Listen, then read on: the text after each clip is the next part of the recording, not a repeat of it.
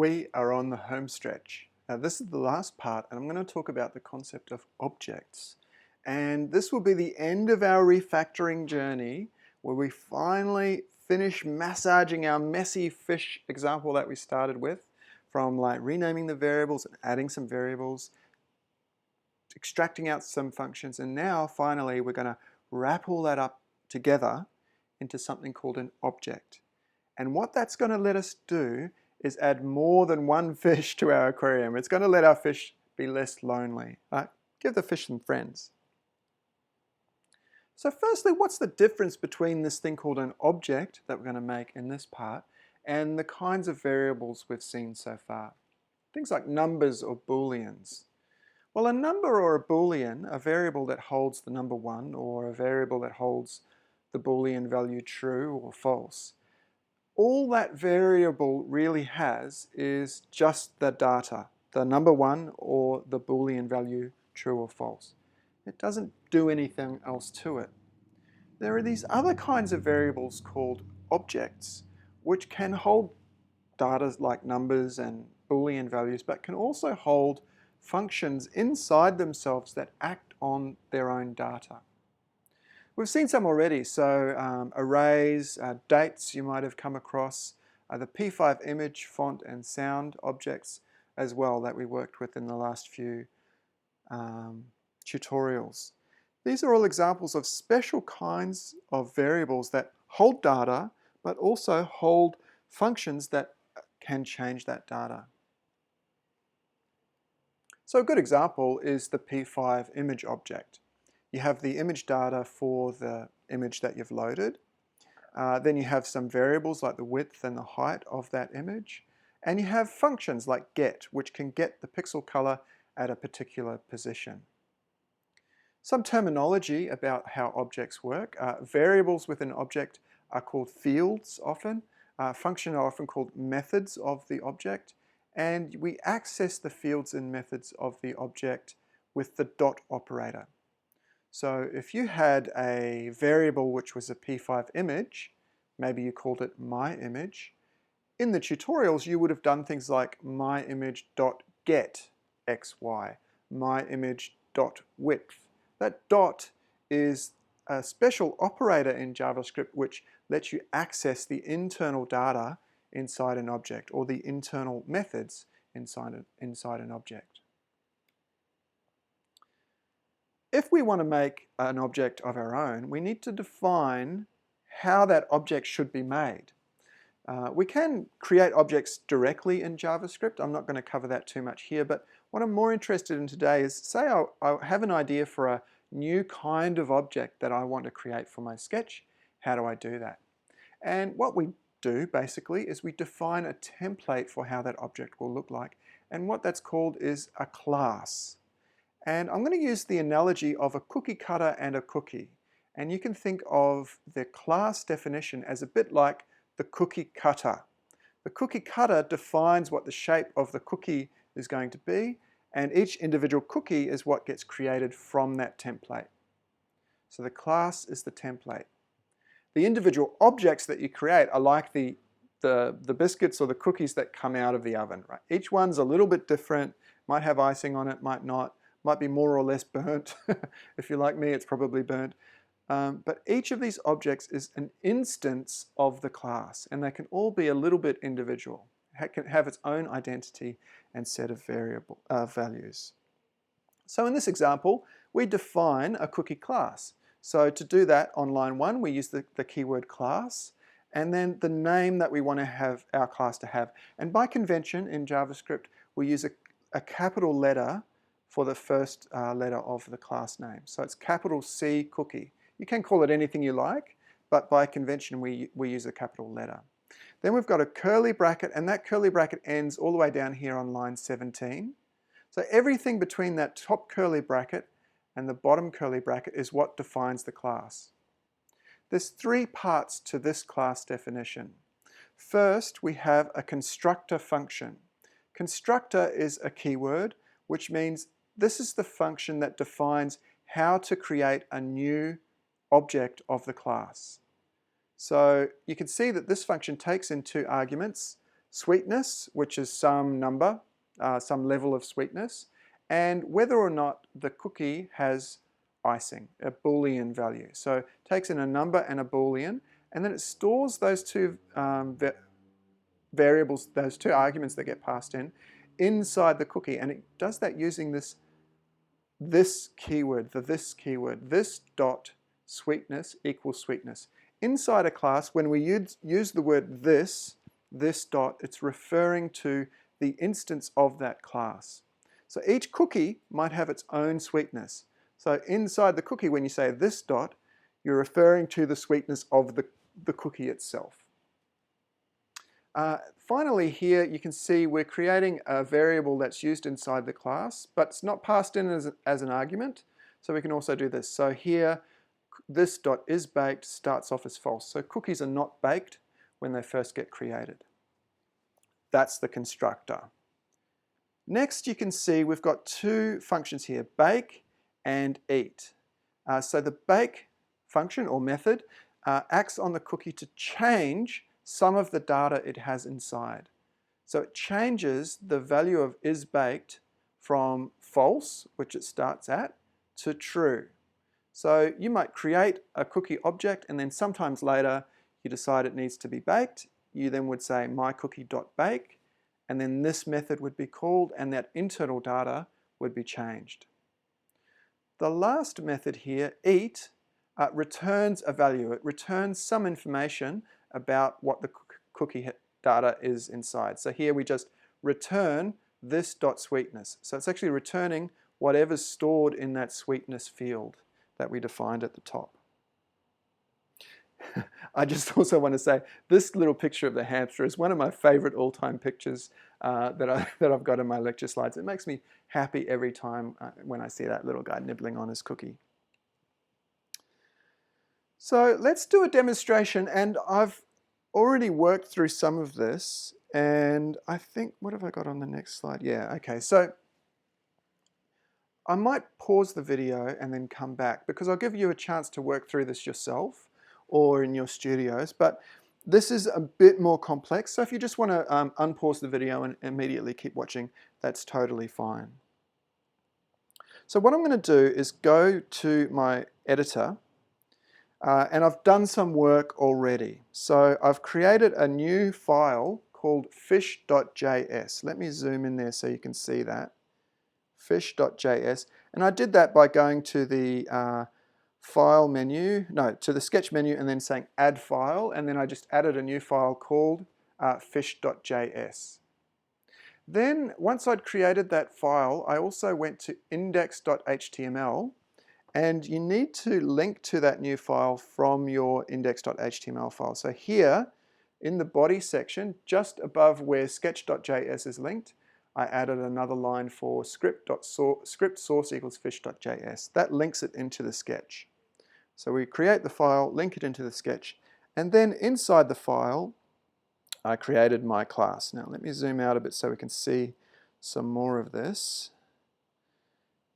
Let's see if I can fit it all in. I can't quite fit everything on the screen, so I'll have to go through it part by part. Basically, you can see the class keyword up there at the top, and then the name of the file that we're using, fish, and then the curly brackets. And that curly brackets goes all the way down to the end of the file, basically, and that's on line 34. So that's the closing curly bracket. So everything in between here is defining the fish. I'll move my sketch out of the way so it just is a bit easier to see. So in my constructor function, what I did was I basically took all of those global variables that we had defined before, and then I just put them straight inside the constructor. So instead of these being global variables, they're now going to be individual fields within the fish objects that we create. And I changed the name, so I changed it from fishx to just x. So I'm going to say this.x instead of fishx. So they have the same default values as before. Then I defined two methods for the class based on the functions that we created in the earlier refactoring example. One called update and one called draw. And these are basically exactly the same as before. But instead of using fish.x, we now reference the individual x of each fish by saying this.x. So that's how we define the class. Then to use it inside the sketch.js, inside the sketch, we just need to declare a new variable and then create a new fish. So here on line 11, I say fish equals new fish. And that will call the constructor function that I defined. Once I've got the variable, I can just say update and draw, and that calls the methods on my fish class. So update changes the position each time, and draw draws it to the screen. And what we get is actually exactly the same behavior as our previous sketch. So the fish behaves in exactly the same way. But now we have the opportunity of adding more fish to the aquarium. So have a think about, like, if you were doing this the old way with fish X, fish Y, fish speed, and so on. If you wanted to add a second fish, you would have to say fish1.x, fish2.x, fish3.x, and that quickly becomes impossible to manage. So what I'm going to do here is actually say fish1 and fish2. Fish2. And I say fish2 and fish1. Fish2 equals new fish. And here I'm going to say fish1.update and fish1.draw and fish2.update and fish2.draw.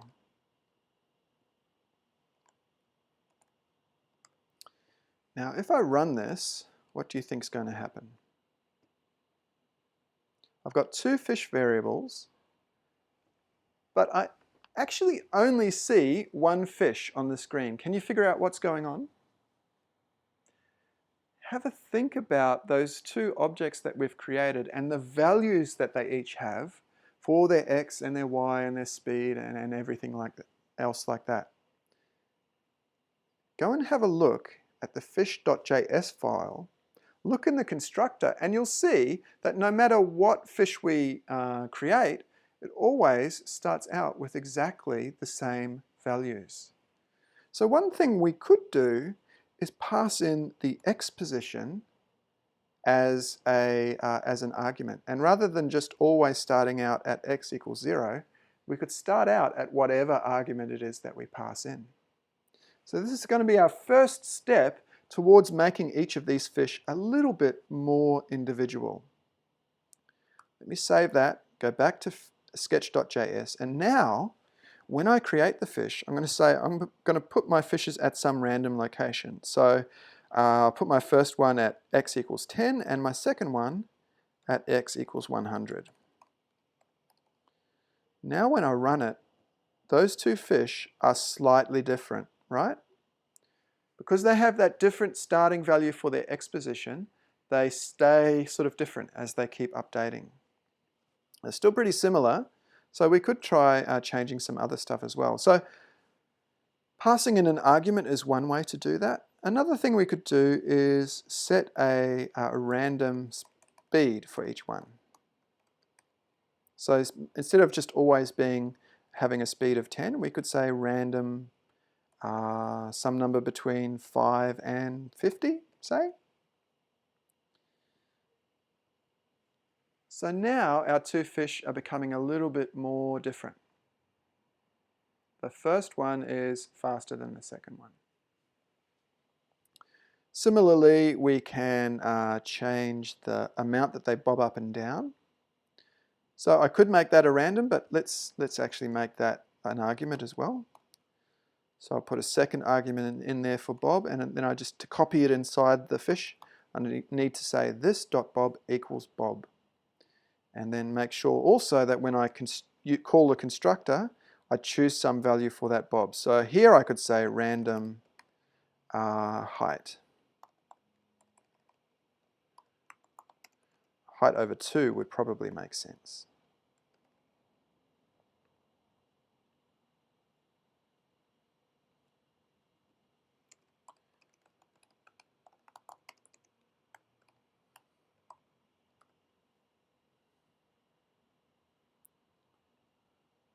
So it looks like just by chance, neither of them had a very big value for that bob that time. That time they do have more.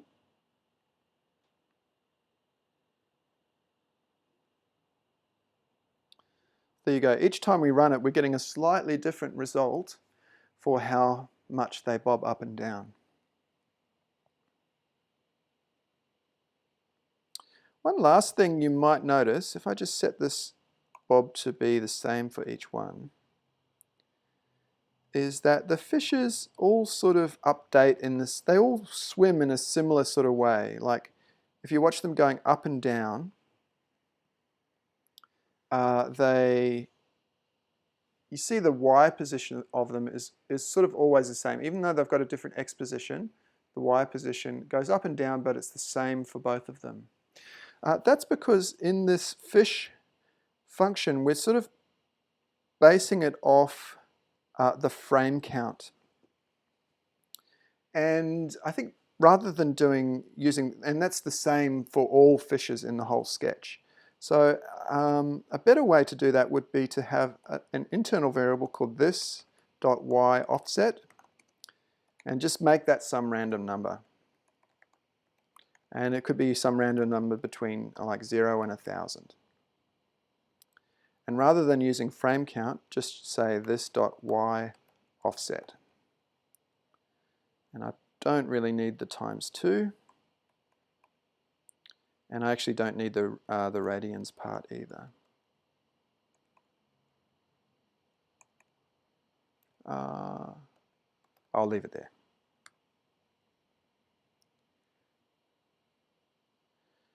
I think I just need to put in a bracket. There we go. Oh, they're going very, very fast. I think I might slow the speed down a little bit. Maybe make the speed somewhere between 1 and 20. That might be nicer.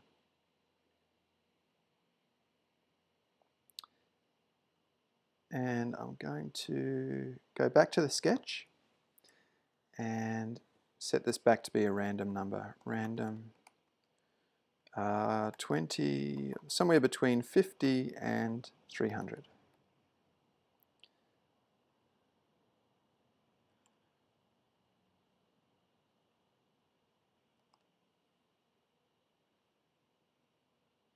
Okay, so now we're getting somewhere where the fishes are becoming a little bit more individual. And that's because we're working through this process, not just refactoring now, we're taking the code that we have refactored and we're extending it. We're going into the realm of extensibility, moving from just having one single fish to having multiple fish. You know, there's one last thing I would really love to do, just to make these fishes look a little bit more interesting, and that's to create different colors. And I'm going to say color mode HSB. I'm going to set that blue color to be a blue, which is something like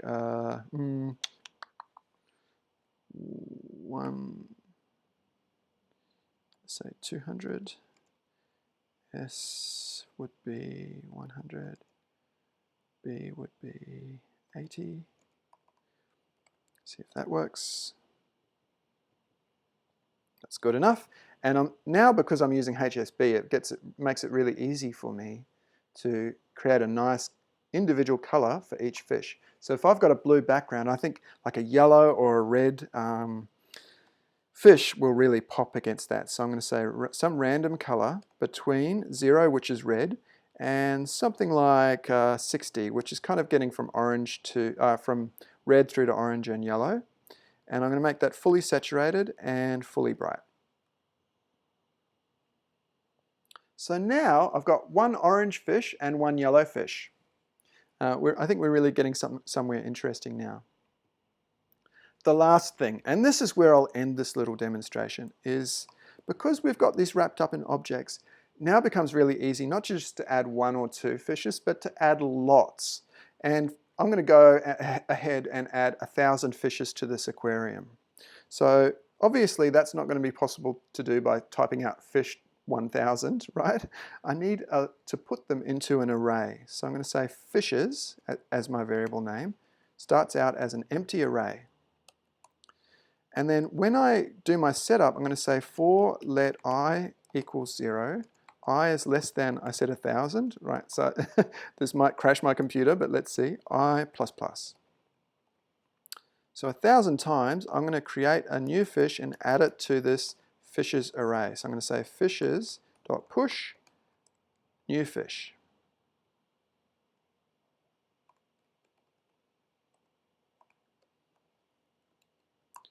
So I've gone ahead and created 1000 new fishes in that call, in that loop there. 1000 times, I'm going to push a new fish into this fishes array.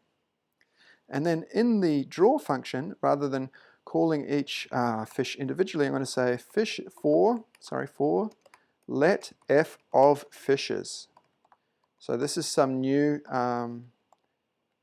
syntax, but it's an easier way of doing a for loop. Instead of using like I equals 0, I is less than fishes.length I plus plus, we can just go let f of fishes, and that loops over each individual element of the array and assigns it to this temporary value variable f. So f will become each of the fishes in this array in turn, and then inside the loop we can just say f.update, f.draw.